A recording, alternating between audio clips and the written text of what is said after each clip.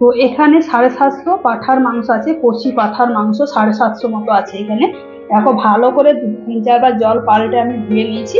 আর এখানে মশলার মধ্যে নিয়েছি, দেখো সামান্য চিনি নিয়েছি, একটু মিট মশলা নিয়েছি, একটু হলুদ নিয়েছি, স্বাদ মতো নুন নিয়ে নিয়েছি, একটা বড় সাইজের টমেটো একটু কুচি করে কেটে নিয়েছি, এখানে একটু আদা গ্রেট করে নিয়েছি, তার সাথে কাঁচা লঙ্কা নিয়ে নিয়েছি 4টে। লঙ্কাটা কিন্তু খুব ঝাল, তোমরা ঝালটা অবশ্যই মেপে দেবে। এখানে নিয়েছি 1 চামচ রসুন বাটা, এখানে নিয়েছি একটা ছোট্ট মিডিয়াম সাইজের পেঁয়াজ। আর এটা বলে নিই, এখানে নিয়েছি একটা তেজপাতা ছিঁড়ে নিয়েছি, 2টো শুকনো লঙ্কা নিয়েছি, একটা জয়ত্রীর ফুল নিয়ে নিয়েছি, আর দেখো গোলমরিচ নিয়েছি, আর দারচিনি, লবঙ্গ, এলাচ, আর 1 চা চামচ নিয়েছি ধনের গুঁড়ো, দেখো সাদা গোলমরিচ, কালো গোলমরিচ, এলাচ, আর সবুজ এলাচ নিয়েছি, কালো এলাচ এর মধ্যে আছে, আর 1 চা চামচ ধনের গুঁড়ো, 1 চা চামচ 1 চা চামচ গোটা ধনে, 1 চা চামচ গোটা জিরে।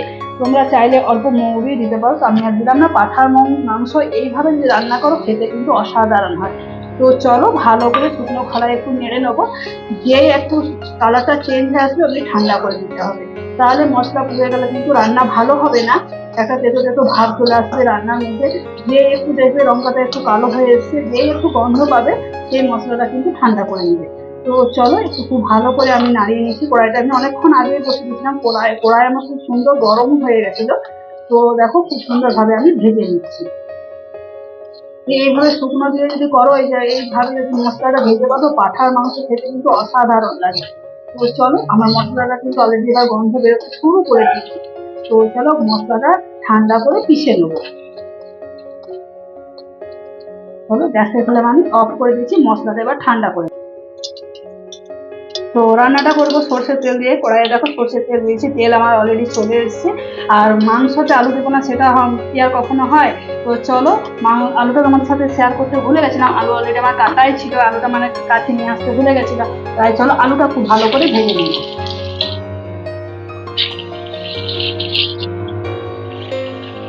বেশ দিন দিন করে আলুটা খুব ভালো করে একটু লালচে কালার ধরে ভেজে নেবে। আলুটার মধ্যে একটু লঙ্কার গুঁড়ো, একটু হলুদের গুঁড়ো, একটু নুন দিই। ভালো করে আলুটা নাড়াচাড়া করে একটু ভেজে নিই। নুনটা জাস্ট আলুর মধ্যে মাখিয়ে নিচ্ছি, তারপরে আলুগুলো আবার উল্টে পাল্টে এইভাবে সব ভিজিয়ে দেবো।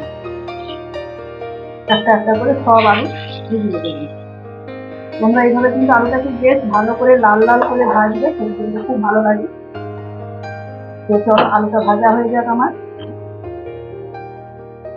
তো আলুটা কি করবো, একটু ঢাকা দিয়ে দিয়ে ভাজি, তাহলে খুব ভালো ভাজাটাও যাবে। আর এদিকে দেখেন মশলাটা আমি চেষ্টা করবো, মশলা আমার ঠান্ডা হয়ে গেছে। খুব অল্প মশলা দিয়ে রান্নাটা করবো, বেশি মশলা দিয়ে রান্না যে খুব টেস্ট হবে ভালো হবে সেটা কোনো ব্যাপার নয়, অল্প মশলাতেও রান্না ভালো হয়। তো এই গরমের দিনে একটু হালকা পাতলাই করবো, বেশ একটু কষা কষা টাইপের করবো। তো চলো মশলাটা আমার ঠান্ডা হয়ে গেছে অলরেডি, তো ভালো করে পিষে নেবো। একটু তেজপাতাটা দেখো সাইডের মধ্যে দিয়ে গেছে, আমি একটু করে হাতে মুছিয়ে দিলাম, মুছিয়ে দিলাম। লঙ্কাটাও সেই সেমই করছি। তোমরা দেখো চলো খুব ভালো করে পিষে নিবে,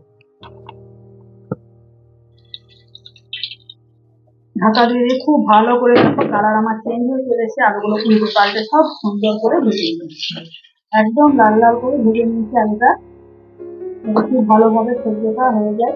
এখানে তোমার অনেকটা সেদ্ধ হয়ে গেছে, এরকম খুঁজে আমার ঢুকে যাচ্ছে আলুর মধ্যে। এখানে মানে 80% মতো আলুটা আমি খুব ভালো করে ভেজে নিলাম, আর খুব ভালো করে কড়া করে বেশ ভেজে নেবো।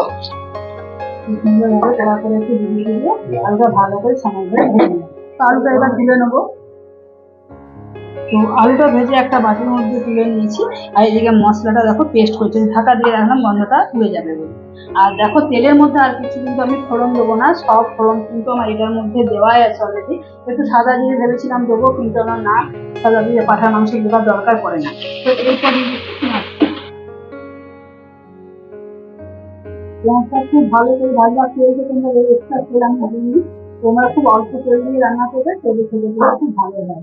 এই গরমের মধ্যে একটু হালকা পাতলা রান্নাটা খাওয়াই বেশ মাংস মনে হয়। আর পাঁঠার মাংস যখন তোমরা রান্না করবে, তো একটা কথা তোমাদেরকে বলি, আমরা তো বেশিরভাগ রান্নাকে আমাদের এখানে পাওয়াই যায়, আমরা তো গ্রামের ধরনের গ্রামের একটা পাঁঠার মাংস খুব ভালো পাওয়া যায় আমাদের এখানে। যখন আমাদের গ্রামে পাঠা কাটা হয় তখন আমাদেরকে ভালো যায় আর কি। পাঁঠার মাংস তোমরা একবার রান্না করে খেয়ে দেখবে, আমার মতো করে খেতে কিন্তু অসাধারণ হয়। তো চলো মাছটা দেখে কালার ধরে গল্প করতে করতে ধীরে না, দেখো পেঁয়াজের কালার চেঞ্জ হয়ে চলে যাচ্ছে। তো এরপর এর মধ্যে দিয়ে দেবো রসুন বাটা, কাঁচা লঙ্কা, আদা বাটা। কাঁচা লঙ্কা আদাটা দিয়ে খুব সুন্দরভাবে ভালো করে নাড়াচাড়া করবো যাতে কাঁচা গন্ধটা বেরিয়ে যাওয়া হবে। একটু ভালো করে ঢাকা দিয়ে নাড়িয়ে চাড়িয়ে কষে নেবো। মিনিট দুয়েক ভালো করে ঢাকা দিয়ে নাড়িয়ে চাড়িয়ে কষে নিচ্ছে। দেখো ঢাক থেকে আমার তেল নিচ্ছে করে দিয়েছে। তো চলো খুব ভালো করে নাড়িয়ে চাড়িয়ে কষে নেবো আরেকবার। খুব ভালো করে মশলা দিয়ে কষবো। এই যে আদা রসুন পেঁয়াজের খুব সুন্দর একটা কিন্তু গন্ধ, তার সাথে কাঁচা লঙ্কা ফেলার খুব সুন্দর একটা ভালো গন্ধ। তো এরপর আমি দিচ্ছি টমেটো। টমেটো দিয়ে সামান্য নাড়াচাড়া করবো মিনিটের মতো। মিনিটের মধ্যে পেঁয়াজ রসুনটা ভালো করে নাড়াচাড়া করবো, টমেটোটা খুব ভালো করে মিনিটের মতো ভালো করে টমেটোটা নাড়াচাড়া করে নিয়েছি।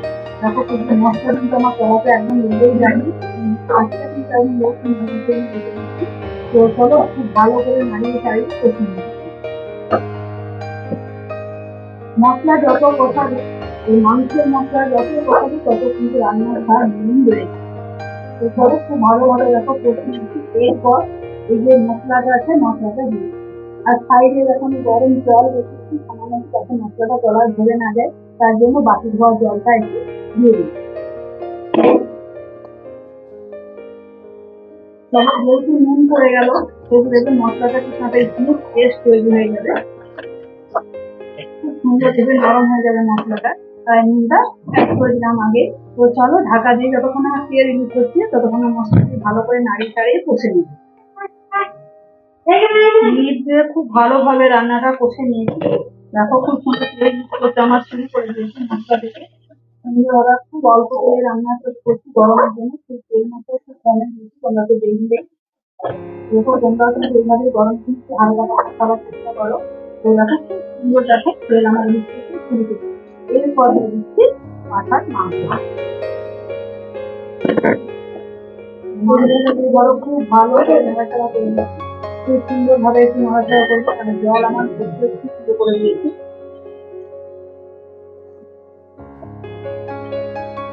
মাংসটা মশলার মধ্যে দেখো সুন্দর ভাবে মিশিয়ে দিলাম। এরপর দিয়ে দিচ্ছি ঢাকা। ঢাকা দিয়ে মিনিট দুয়েকের মতো একটু কষে নেবো। মশলাটা দিয়ে দেখো খুব ভালো করে নাড়িয়ে চাড়িয়ে কষে নিলাম। এরপর যে ভাজা মশলাটা করলাম সেই মশলাটা এর মধ্যে দিয়ে দেবো। এই যে ভাজা মশলাটা এর মধ্যে সবটাই আমি দিয়ে দিই। অল্প মশলা, এটা মাছের আমি মশলাটা করেছিলাম। এরপর যে বাকি জলটা আছে সামান্য একটু জল দেবো। এই জলটা যে বেশি রেখেছি সেই জলটা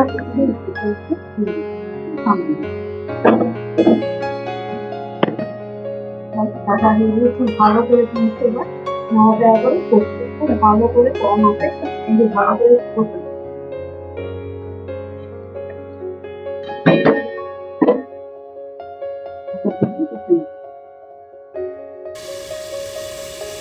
খুব ভালো করে মিনিট দুয়েকের মতন দেখো খুব সুন্দরভাবে কষে নিয়েছি। এরপর আলুটা এর মধ্যে দিয়ে দেবো, কেননা মাংসর ফ্লেভারটা আলুর মধ্যে সব ঢুকে যাবে। দেখো এই বাটির মধ্যে যে তেলটাও আছে তেলটা ভালো করে চেঁচে চেঁচে দিয়ে দেবো। চলো খুব ভালো করে আলুটা দিয়ে ভালো করে একটু নাড়িয়ে ছাড়িয়ে নেবো। তারপর এর মধ্যে কয়েকটা সুপরি দিয়ে দেবো। সুপরি দিলে আর প্রেশার কুকারে দেওয়ার দরকার পড়ে না। খুব ভালো করে নাড়িয়ে চাড়িয়ে কষে নিচ্ছি। এর মধ্যে এরপর আমি গরম